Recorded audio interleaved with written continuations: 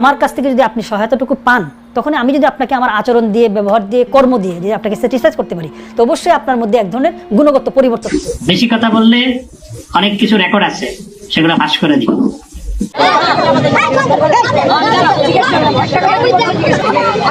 আমি যদি আওয়ামী লীগ হয়ে থাকি তাহলে আপনি আমার কি সাংবাদিক অধিকার নয় আমার মত প্রকাশ করার? আমি আওয়ামী লীগ দালাল, ঠিক আছে, মানলাম।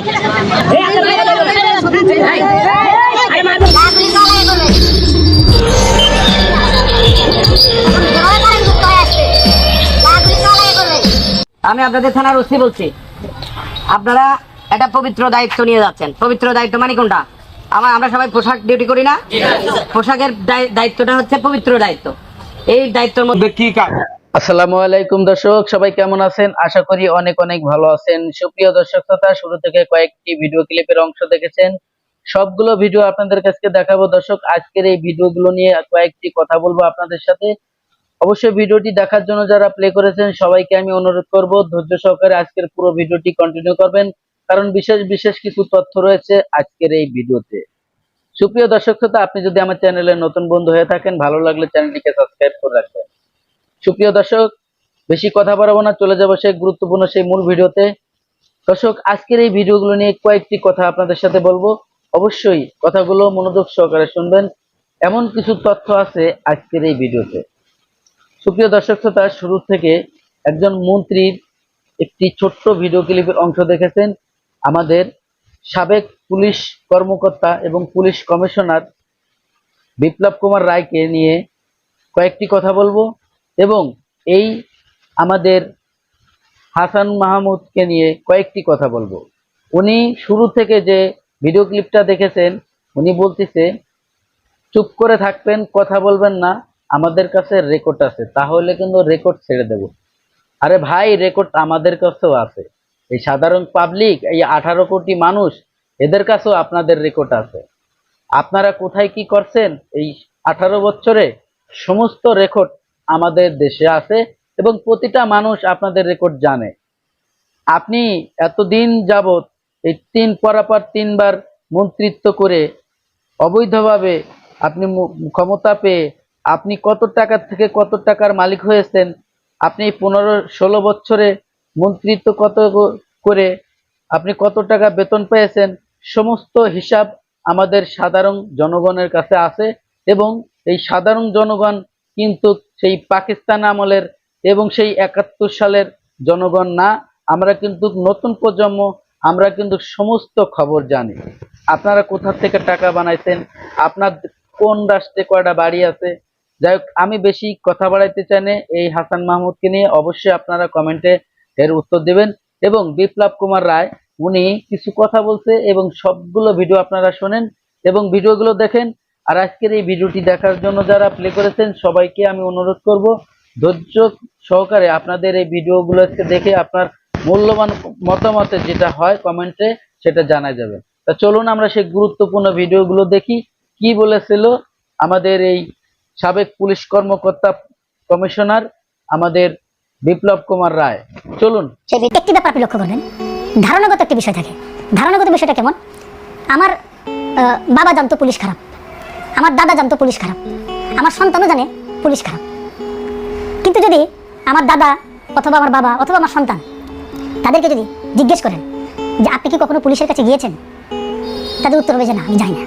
তাহলে এই যে আমাকে আপনি না গিয়েই, আমার সংস্পর্শে আপনি আসেননি, অথচ আপনি আমাকে খারাপ জানছেন, এটা হচ্ছে একটা পারসেপশনের ব্যাপার। এটা দীর্ঘদিন যাবত এই পারসেপশনটা গড়ে উঠেছে। পুলিশের জন্মের যে ইতিহাস, পুলিশকে কখনোই জনগণের বন্ধু হিসেবে গড়ে তোলা হয় নাই। আমাদের জন্মের পর থেকে আমাদেরকে সৃষ্টি করা হয়েছিল খাজনা আদায় করার জন্য, মানুষের মাথায় বাড়ি দিয়ে, পিঠে আঘাত করে খাজনা আদায় করে রাজকোষে জমা দেওয়ার জন্য। এটি ছিল আমাদের কাজ। আমাদেরকে তো জনগণের সাথে ভালো ব্যবহার করে জনগণের জন্য কাজ করার জন্য তো আমাদের জন্ম দেওয়া হয় নাই। আমাদের জন্মটাই ছিল জনগণের বিরুদ্ধে কাজ করার জন্য। কিন্তু আমরা আধুনিক যুগের পুলিশ, আমরা এখন অতীতের এই রাজাদের যে দাসত্ব, সেখান থেকে আমরা সরে এসেছি। আমরা এখন বলছি আমরা এখন প্রো পিপল পুলিশিং করছি, প্রোঅ্যাক্টিভ পুলিশিং করছি, পিপলস ফ্রেন্ডলি পুলিশিং করছি আমরা। সম্মানিত ভিউয়ার্স, এতক্ষণে আপনারা যে ভিডিও ক্লিপগুলো দেখেছেন, আশা করি হয়তো আপনাদের ভালো লেগেছে। এই বিপ্লব কুমার রায়কে নিয়ে অবশ্যই আপনার মূল্যবান মতামত কমেন্ট বক্সে কমেন্ট করে জানাবেন। আর ভিডিওটি লাইক কমেন্ট শেয়ার করে দিবেন, প্রচুর পরিমাণে শেয়ার করবেন, যাতে দ্রুত এই ভিডিওগুলো সবার হাতে হাতে পৌঁছে যায়। দর্শক, এখন আপনাদের সাথে আরো 2টি ভিডিও ক্লিপ শেয়ার করব। এই ভিডিওগুলো খুবই ইম্পর্টেন্ট এবং গুরুত্বপূর্ণ। আজকের এই পুলিশ অফিসারের একটি ভিডিও ক্লিপ আছে, আপনারা শুনলে এবং ভিডিওটি দেখলে বুঝতে পারবেন যে গত 16 বছর 17 বছর আগের যে পুলিশ কমিশনার আর এখনকার পুলিশ কমিশনার এর মধ্যে ডিফারেন্সটা কি, আমাদের যে নতুন অন্তর্বর্তীকালে সরকারের যে পুলিশ কমিশনার। তো চলুন আমরা সেই গুরুত্বপূর্ণ ভিডিওগুলো দেখি কি বলেছিল এই পুলিশ কমিশনার। সুপ্রিয় দর্শক শ্রোতা, কয়েকটি কথা আপনাদের সাথে শেয়ার করব। এই পুলিশ কমিশনার বলতেছে যে আমার আন্ডারে যতগুলো থানা আছে, আমার আন্ডারে যতগুলো এরিয়া আছে, প্রত্যেকটি থানার এরিয়া এসআইকে এবং যারা কর্মকর্তা আছে তাদেরকে, তারা যদি কোনো অনিয়ম করে, তারা যদি কোনো দুর্নীতি করে, অবশ্যই দুর্নীতিকে জিরো টলারেন্স। দুর্নীতি যে করবে তার জন্য আইন সবার জন্য সমান, সে আমাদের পুলিশ প্রশাসনের লোক হোক আর সে সাধারণ লোক হোক। তো এই ধরনের আলটিমেটাম দিছে এই পুলিশ কর্মকর্তা এবং পুলিশ কমিশনার। তো চলুন আমরা সেই চাঞ্চল্যকর সেই তথ্য আজকের এই পুলিশ অফিসারের থেকে আমরা জানি।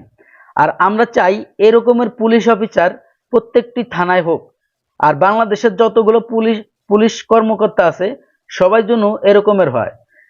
আমরা বিগত দিনে দেখে আসছি যে পুলিশ ছিল জনগণের বন্ধু, আর সেই পুলিশ কিন্তু গত 17-18 বছর দেখছি পুলিশ মানুষ একজন দুর্চরিত্র এবং একজন লম্পট মানুষের নাম শুনতে পারে, কিন্তু পুলিশের নাম কখনোই তারা শুনতে চাইতো না। কারণ পুলিশ এমন একটু নিকৃষ্ট ঘৃণার পাত্র হয়েছিল আমাদের বিগত এই সাধারণ জনগণের কাছে। তো চলুন সেই সাবেক পুলিশ এবং বর্তমান পুলিশ অফিসারের মধ্যে কতটুকু ডিফারেন্স আমরা সেই ভিডিও ক্লিপটা দেখি। দর্শক, ভিডিওতে যাওয়ার আগে ছোট্ট করে একটি রিকোয়েস্ট করব, আপনি যদি আমার চ্যানেলে নতুন বন্ধু হয়ে থাকেন, ভালো লাগলে চ্যানেলটিকে সাবস্ক্রাইব করে দেবেন, ভিডিওটি লাইক কমেন্ট শেয়ার করে দেবেন। তো চলুন আমরা সেই গুরুত্বপূর্ণ ভিডিওটি দেখি। তখন কোন থানা ওসিকে আমার গাড়িতে তুলে নিয়ে চলে আসবো, ঠিক ঠিকানা নাই। আমার কাছে যে স্টেটমেন্ট রয়েছে সেই স্টেটমেন্টে যে প্রেম ঘটে যে 8 জন, সেই 8 জনকে পাওয়া গেছে, সব করতে পাওয়া গেছে। আবার আমি কারোর উপর লাইবল না, কিন্তু যদি দেখি কারণ